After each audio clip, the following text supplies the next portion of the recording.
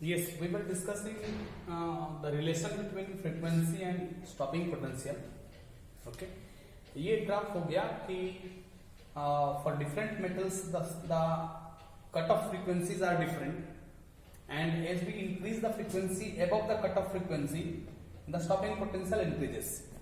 The stopping potential increases because the kinetic energy of electrons increases, and thereby more negative potential is required to stop the electron. ये electron ज्यादा kinetic energy में आएगा तो यहाँ पे ज्यादा negative potential difference apply करना पड़ेगा इसको रोकने के लिए. वही तो स्टॉपिंग पोटेंशियल है. ठीक है, तो ये कट ऑफ फ्रीक्वेंसी में जो स्टॉपिंग पोटेंशियल है वो V नॉट हम कह सकते हैं. ठीक है, और उसके बाद स्टॉपिंग पोटेंशियल बढ़ते जाएगा.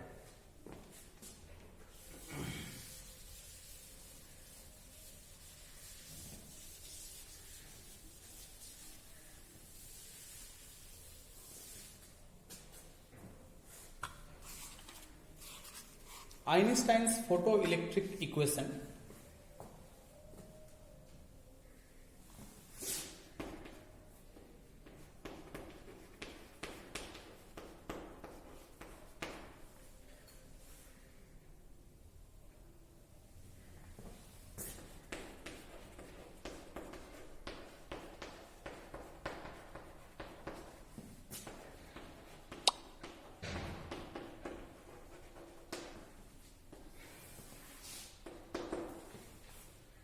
Einstein's photoelectric equation. इसमें देखिए मेनली हम ये एक इंपॉर्टेंट इक्वेशन है इस चैप्टर का, वेल नेचर ऑफ मैटर का. यही कोर टॉपिक है Einstein's photoelectric equation, photoelectric effect. और ये उसी से मिलता जुलता एक इक्वेशन है जो आइंस्टाइन्स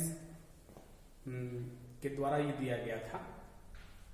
देखिए इसमें एक सिंपल है कि मैं जैसे बता रहा था कि लाइट एनर्जी इंसिडेंट होगा. Light consist of photon particles. ठीक है, जब लाइट का ड्वेल नेचर हम मानते हैं, light behaves as particle, light behaves as wave.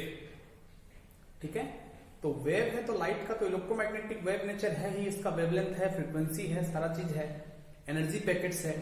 ठीक है, लाइट हम हर एक एनर्जी पैकेट को एक एक क्वांटम, एक एक फोटोन मानते हैं, एक पार्टिकल जैसा मानते हैं लाइट को. उस पार्टिकल को हम फोटोन पार्टिकल कहते हैं. ठीक है, ठीक है. लाइट का जो फोटोन पार्टिकल का जो एनर्जी है, जैसे एक पर्टिकुलर कलर का लाइट का एक पर्टिकुलर फ्रीक्वेंसी होता है और उसका एनर्जी भी फिक्स होता है. रेड कलर का जो फोटोन है वो फोटोन पार्टिकल्स का energy E is equal to H nu अगर हम कहेंगे. ठीक है, तो ये एच न्यू इसका photon particles of red colour it's the minimum. ठीक है, उसका थोड़ा सा हाई फ्रीक्वेंसी में जाएंगे तो उसका फोटोन पार्टिकल्स का एनर्जी थोड़ा सा ज्यादा होगा. ठीक है, ये फोटोन का एनर्जी को इलेक्ट्रॉन वोल्ट में रिप्रेजेंट किया जाता है. तो मान लेते हैं कि सपोज से एक फोटोन पार्टिकल हम इंसिडेंट किए E is equal to 1.7 eV. 1.7 eV का एक फोटोन आया और ये मेटल सरफेस के ऊपर आया. पहले तो ये इलेक्ट्रॉन्स ये 1.7 EV एनर्जी को, लाइट एनर्जी को एब्जॉर्ब करेगा. एक फोटोन का ये एनर्जी है, इसको एक इलेक्ट्रॉन एब्जॉर्ब करेगा, करके पहले सरफेस से निकलेगा. मतलब ये इसका वर्क फंक्शन हो सकता है कि 0.5 EV ये खर्च कर ले. इसका अगर वर्क फंक्शन अगर इस मेटल का फाई नॉट अगर 0.5 EV है तो ये 1.7 में से 0.5 EV पहले खर्च हो जाएगा इलेक्ट्रॉन को सरफेस से निकलने के लिए. इसका वर्क फंक्शन है. बाकी जो इलेक्ट्रॉन के पास एनर्जी बच गया, बाकी कितना बच गया, 1.7 EV माइनस 0.5 EV, तो 1.2 EV एनर्जी बच गया. ये इलेक्ट्रॉन का काइनेटिक एनर्जी हो गया. बाकी बचा क्या हो गया, काइनेटिक एनर्जी हो गया. अब अगर हम फ्रीक्वेंसी बढ़ा दिए तो फोटोन का एनर्जी बढ़ गया. मान लेते हैं कि 2 EV का कर दिए, फिर ये 0.5 खर्च हो जाएगा इसका वर्क फंक्शन के रूप में. मेटल तो सेम है, तो बच जाएगा कितना बचेगा, 2 EV एब्जॉर्ब किया इलेक्ट्रॉन. ओके, 2 EV एब्जॉर्ब किया और 0.5 उसका वर्क फंक्शन है सरफेस से निकलने के लिए खर्च हो गया, तो 1.5 eV, बाकी बचा हुआ काइनेटिक एनर्जी में, इतना काइनेटिक एनर्जी में जाएगा। पहला केस में थोड़ा सा फोटोन का एनर्जी कम था 1.7, तो उसका काइनेटिक एनर्जी 1.2 हुआ, 0.5 उसका वर्क फंक्शन माइनस करने के बाद। कहने का समझ यह है कि जो भी एनर्जी इंसिडेंट होता है वो दो पार्ट में बढ़ जाता है। पहले इलेक्ट्रॉन सरफेस में आने में कुछ एनर्जी खर्च कर लेता है, बाकी जो बचा हुआ एनर्जी है वो उसका काइनेटिक एनर्जी है। ठीक है, इसका मतलब है कि h न्यू जो एक फोटोन का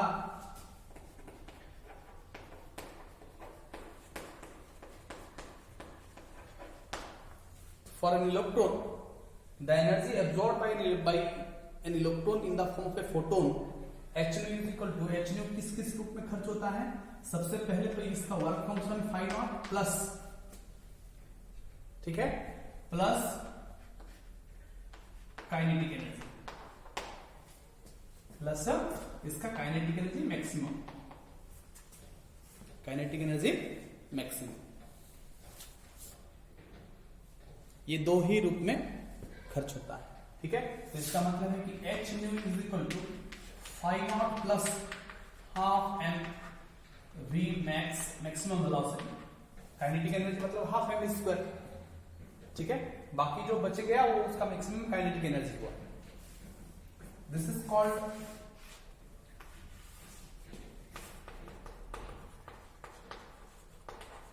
Einstein's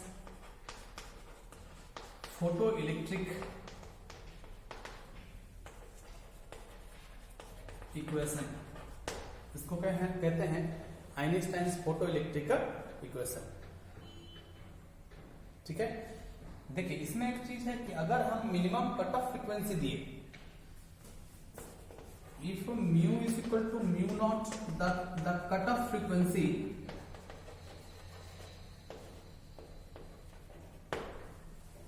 mu is equal to mu not the cut off frequency. ठीक है, तो मिनिमम देने पर कट ऑफ फ्रीक्वेंसी अगर उतना लाइट मिनिमम ही देंगे तो इसका जस्ट ये सरफेस से निकलेगा, लेकिन इलेक्ट्रॉन का काइनेटिक एनर्जी नहीं रहेगा, सरफेस से जस्ट निकल जाएगा, क्योंकि वो मिनिमम फ्रीक्वेंसी है that is required to emit an electron from the surface, not moving. तो जस्ट इलेक्ट्रॉन निकलेगा वही रह जाएगा। ठीक है, तो मिनिमम फ्रीक्वेंसी है। ठीक है, तो ये मिनिमम फ्रीक्वेंसी, इसका मतलब है कि h न्यू नॉट अगर उस वक्त का एनर्जी हम कहेंगे तो ये फाई नॉट हो जाएगा, that is equal to the work function of the metal.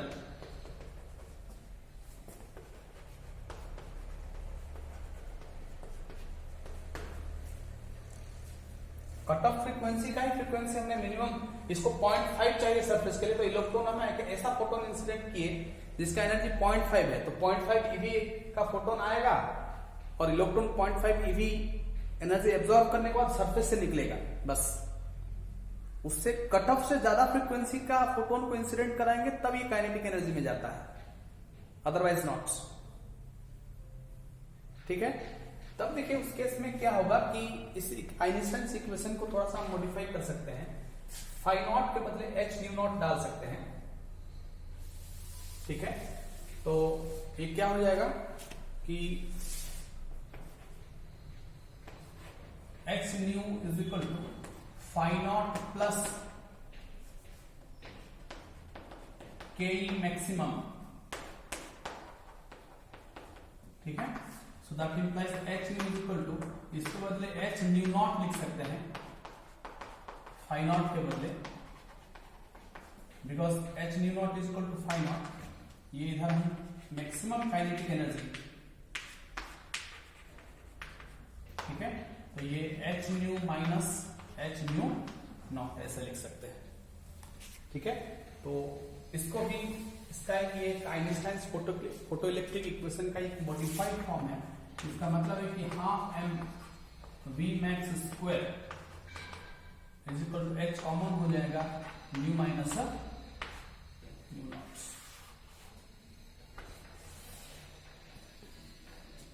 ठीक है, h कॉमन कर लिए, तो ये एक दूसरा फॉर्मेट है। ठीक है, थोड़ा सा हमने मॉडिफाई किया इसको, तो ये भी आइंस्टाइन फोटोइलेक्ट्रिक इक्वेशन का ही एक पार्ट आप कह सकते हैं। ठीक है, और हम आगे पढ़ेंगे कि इस इक्वेशन को यूज करके, आइंस्टाइन फोटोइलेक्ट्रिक इक्वेशन को यूज करके H nu equal to phi not plus maximum kinetic energy of the electron, इसको यूज करके प्लांक्स कांस्टेंट भी फाइंड किया जा सकता है। Determination of Planck's constant by using Einstein photoelectric equation.